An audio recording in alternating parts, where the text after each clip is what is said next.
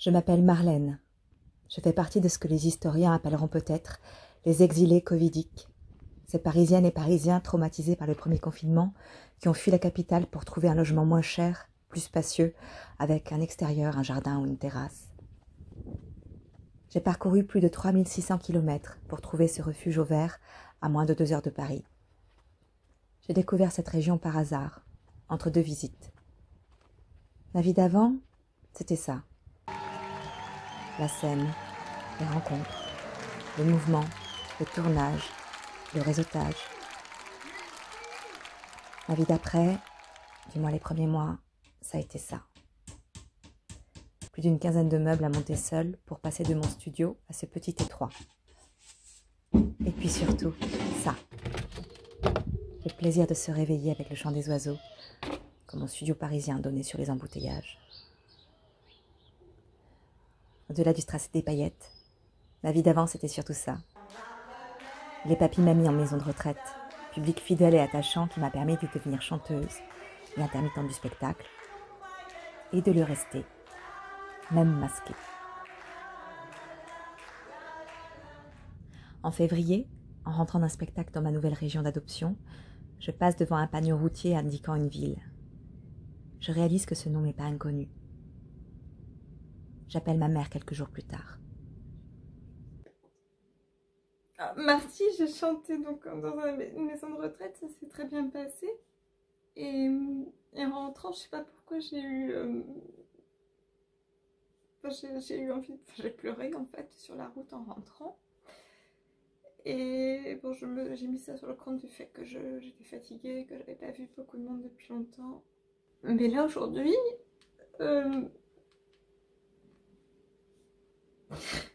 j'ai réalisé que peut-être dans des maisons de retraite dans lesquelles je chantais, peut-être qu'il y avait mon grand-père. Ben parce que je sais bien je suis dans la région où mamie est arrivée. Si je suis arrivée là, c'est peut-être pas par hasard. Est-ce... Non, moi je voulais te demander, est-ce que tu aurais des choses à m'envoyer, des photos, des choses comme ça? Parce que moi c'est une recherche que j'ai envie, enfin que je pense que je regretterai toute ma vie de ne pas l'avoir faite. Il y a longtemps que ma grand-mère est partie avec ses secrets. Une photo, c'est tout ce que ma mère possède de son père biologique. Une toute petite photo floue dont je garde une copie dans mon agenda comme un talisman. Un jeune homme aux cheveux clairs, souriant, qui enlace la jeune Maria et prend la photo à l'aide d'une ficelle. Un selfie avant l'heure, un bouquet de fleurs, un air de bonheur. Ma mère a un doublon de cette photo où ma grand-mère pose seule avec son bouquet, l'air un peu gêné. Maria a 20 ans. Cela fait 3 ans qu'elle a quitté sa Pologne natale. En 1944, les soldats allemands font irruption dans la ferme de ses parents et l'emmènent de force dans un camp de travail. Elle se retrouve déportée en Belgique, d'après ses dires, sans plus de précision. Cette photo est la seule trace de cette sombre période. Je réalise que ma grand-mère n'était encore qu'une enfant, que si elle n'a pas été envoyée dans un camp d'extermination comme Auschwitz, ce qu'elle a vécu devait quand même ressembler à l'enfer. Comment Maria est-elle arrivée en France? Comment s'est-elle retrouvée à travailler après la guerre dans la ferme des parents de ce jeune homme dont on ne sait rien, pas même le prénom? Seulement qu'il l'aurait consolée un jour de nostalgie en lui parlant polonais. Il serait donc lui aussi d'origine polonaise. Il y a des années, après un rêve, j'avais noté un prénom et un nom sur un post-it.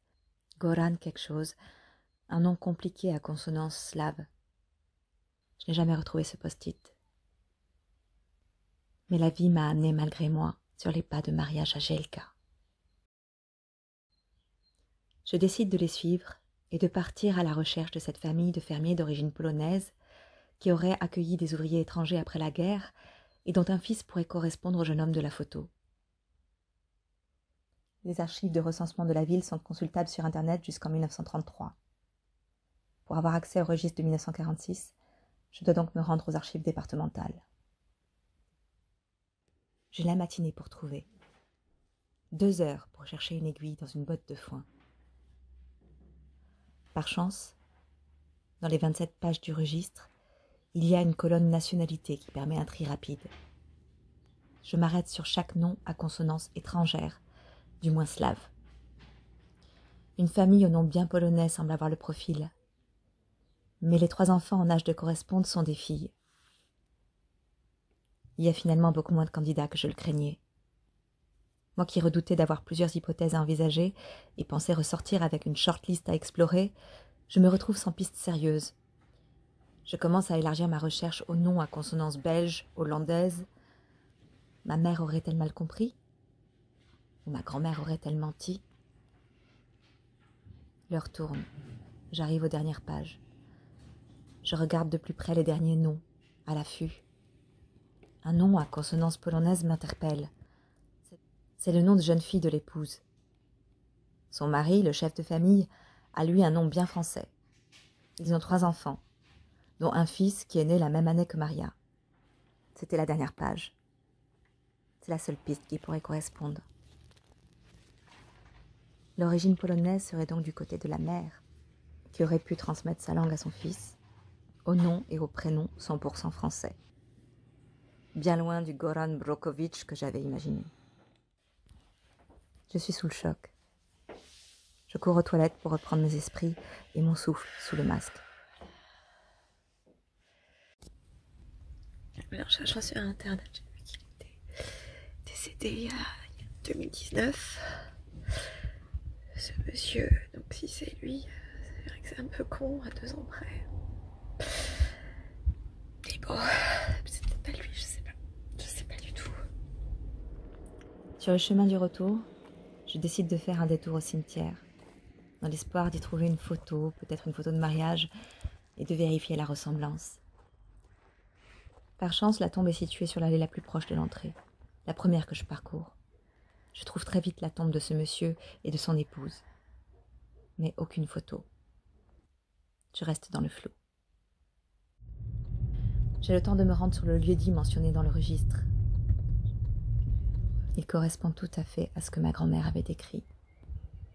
Un bâtiment ancien, en bord de route, avec la mare aux canards, les tables avec les vaches, les oies et autres animaux de la ferme traditionnelle.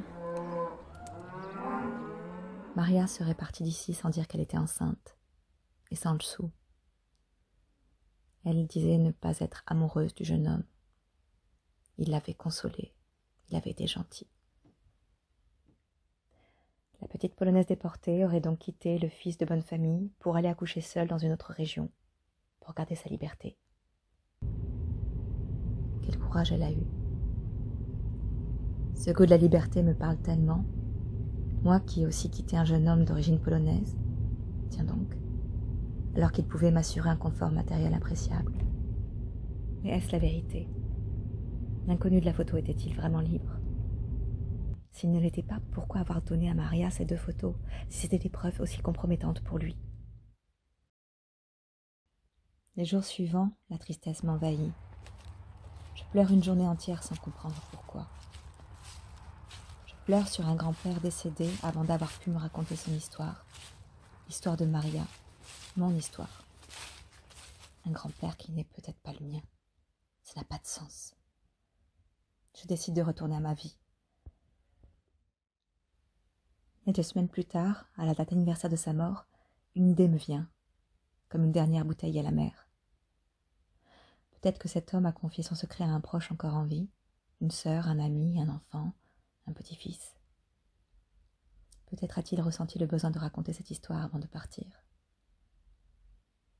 Peut-être y a-t-il quelque part une 3e petite photo, avec écrit au dos le nom d'une étrangère, Maria, que je suis si fière de porter dans mon prénom. Je pensais n'avoir qu'un pays où je suis née, où j'ai grandi.